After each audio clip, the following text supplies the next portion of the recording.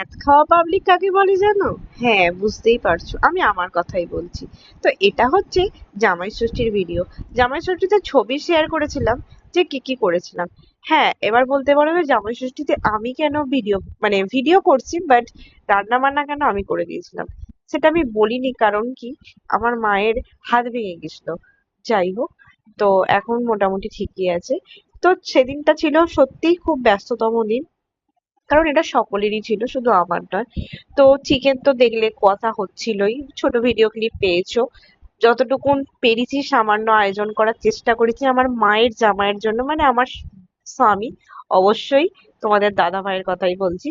আর এই যে দেখো থালাটা সাজিয়েছি, কেমন লাগছে? ভালো লাগছে তো?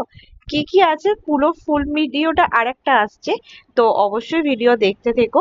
আর তোমরা এই ছোট ছোট ভিডিওগুলো কেমন এনজয় করো আমাকে কিন্তু কমেন্ট করে জানিও। চলো গো, আসি, আবার আসবো অন্য ভিডিও।